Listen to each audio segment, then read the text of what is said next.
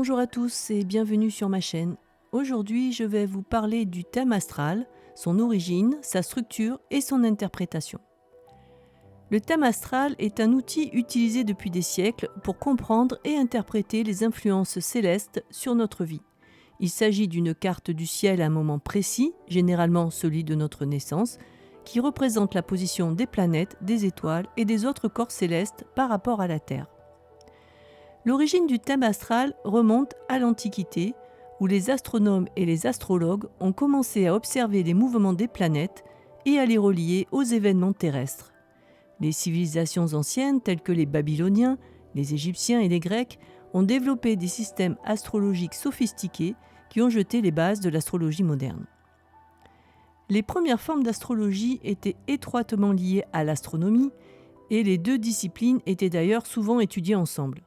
Les anciens astrologues utilisaient les mouvements des étoiles et des planètes pour prédire des événements et interpréter des phénomènes naturels.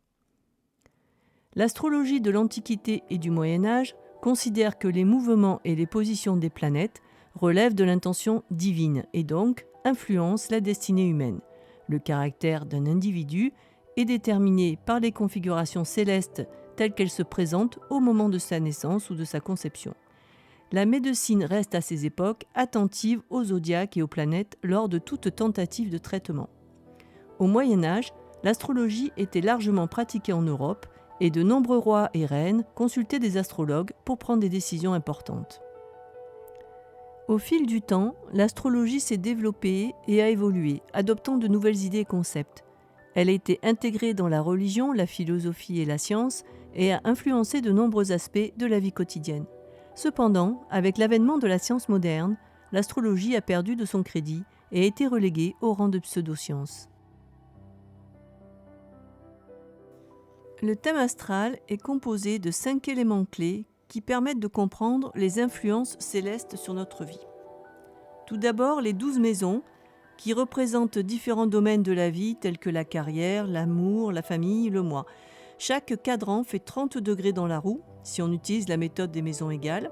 Les maisons 1 à 6 sont liées au développement personnel. Les maisons 7 à 12 sont celles liées au développement social.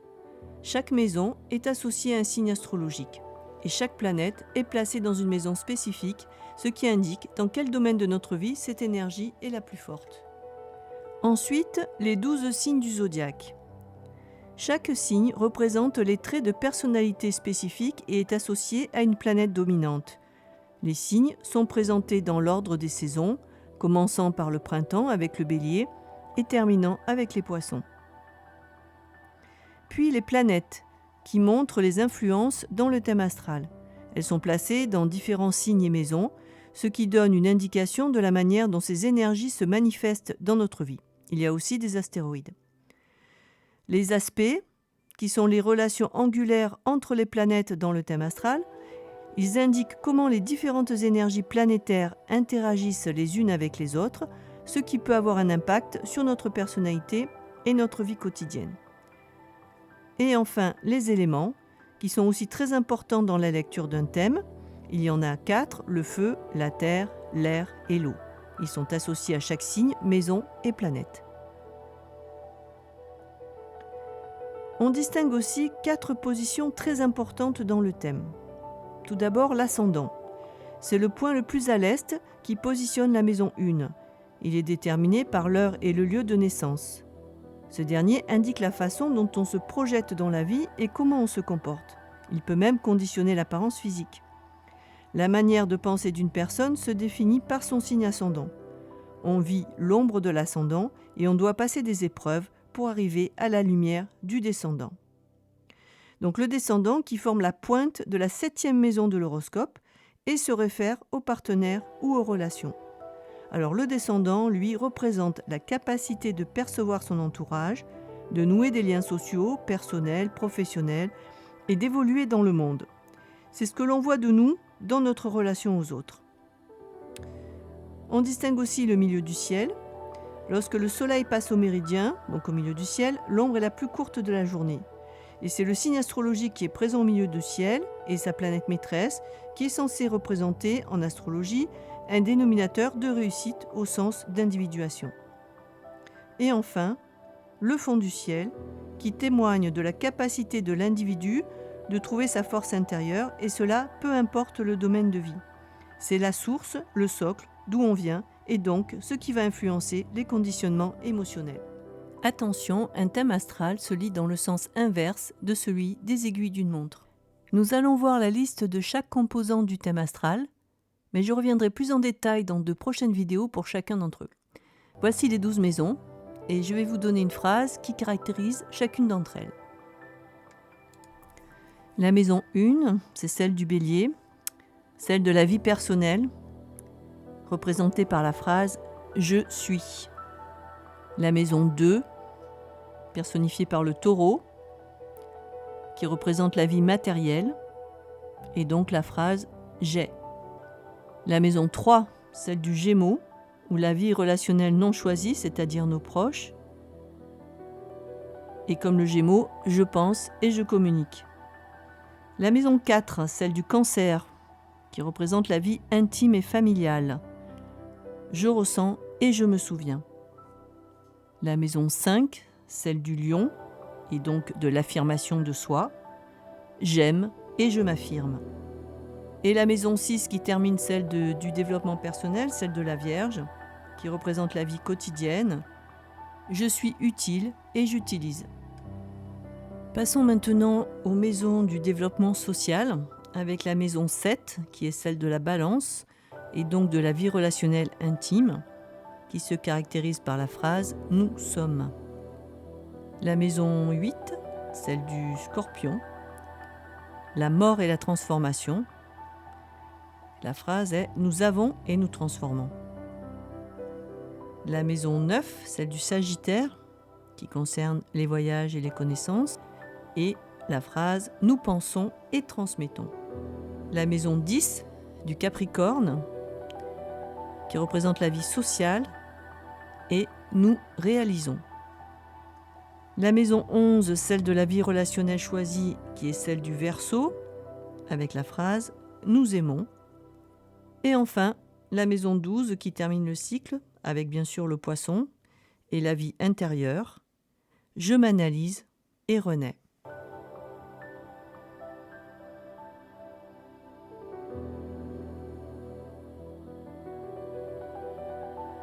Et voici maintenant les signes du zodiaque classés par éléments. Donc tout d'abord le feu avec le Bélier, le Lion et le Sagittaire. Pour l'élément terre, nous avons le Taureau, la Vierge et le Capricorne. Dans l'élément air, les Gémeaux, les Balances et le Verseau. Et enfin, dans l'élément eau, le Cancer, les Poissons et le Scorpion.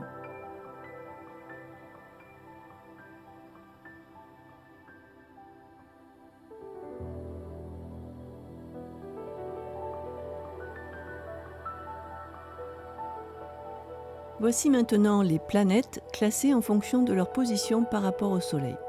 Alors le Soleil qui représente la vie, l'ego, la chaleur et la lumière, donc la façon dont on brille. Ensuite vient Mercure qui représente la vie de nos relations, des échanges, de l'adaptation et du mouvement. Vénus, la vie d'attraction et d'adhésion, donc tout ce qui concerne l'amour, la beauté, le physique. La planète Mars, la force impulsive, ce qui nous pousse à agir. Jupiter, la force d'expansion, d'affirmation et d'épanouissement. Saturne, la force d'inhibition, de concentration, de dépouillement et d'abstraction. Uranus, la force d'individualisation, de singularisation. Neptune, la force de collectivisation, d'intégration au milieu, d'assimilation et de fusion à l'ambiance. Pluton, qui est la force des puissances de la vie intérieure, du dépassement de soi. Et enfin, la Lune, tout ce qui est relatif à l'intime et aux émotions.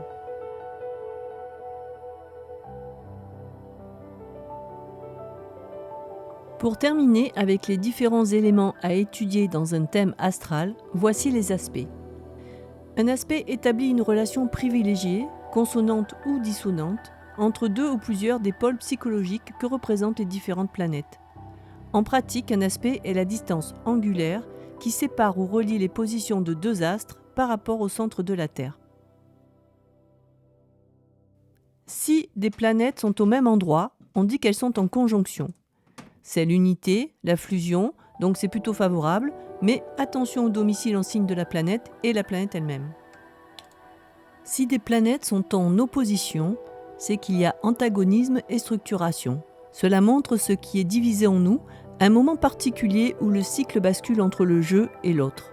C'est un aspect négatif puisqu'il crée des tensions, mais il permet d'évoluer si l'on essaye de maîtriser ces contrastes. Les planètes en carré expriment des challenges, des épreuves, une raison de l'incarnation, pour concilier des énergies astrologiques qui ne fonctionnent pas ensemble de manière naturelle et qui sont bloquées. Les planètes en sextile sont bénéfiques. C'est l'harmonie, la cohésion et la complémentarité. En ce qui concerne les trigones, cela représente une expansion harmonieuse, c'est une arme pour contrer les carrés. Enfin, on peut avoir aussi des planètes en quinconce, cela démontre une attention mentale, une tension interne. Alors c'est positif ou pas, selon des aspects des planètes au point du quinconce. Cela dépend de notre libre arbitre.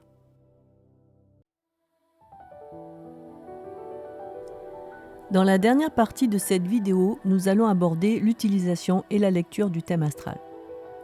Le thème astral est utilisé de différentes manières selon les personnes. Certains l'étudient pour mieux se connaître et comprendre leur personnalité, d'autres pour prendre des décisions importantes dans leur vie, telles que le choix d'une carrière ou d'un partenaire. Il est également utilisé comme outil de prévision permettant de comprendre les tendances à venir et d'anticiper les défis et les opportunités. Pour dresser un thème astral, vous aurez besoin de la date, de l'heure et du lieu de naissance de la personne concernée. Ces informations sont essentielles pour établir la position des planètes au moment de la naissance. Ensuite, vous pouvez utiliser un logiciel ou un site web spécialisé. Il existe de nombreux outils en ligne qui peuvent générer un thème astral en fonction des informations de naissance fournies. Ces outils calculent la position des planètes dans les différents signes du zodiaque et dans les maisons astrologiques. Vous allez obtenir beaucoup d'informations qu'il faudra analyser. Commencez tout d'abord par les 4 points importants de votre thème, l'ascendant, le descendant, le milieu et le fond du ciel. Ensuite, regardez les amas de planètes en maison. Ils représentent les domaines de vie les plus importants chez vous. Étudiez les positions des planètes en signes et les éléments présents en majorité. Analysez les combinaisons planètes-signes-maison, en commençant par le Soleil, votre signe zodiacal, et la Lune qui représente votre être intime, votre émotivité, votre sensibilité. Terminez avec les aspects. En conclusion, la lecture d'un thème astral s'avère très complexe. Il y a beaucoup de données à maîtriser et il faut utiliser son intuition. Cela requiert des années de pratique. C'est fini pour aujourd'hui, alors si cette vidéo vous a plu, n'hésitez pas à commenter, vous abonner et à liker pour faire grandir ma chaîne. Je vous en remercie par avance. À bientôt.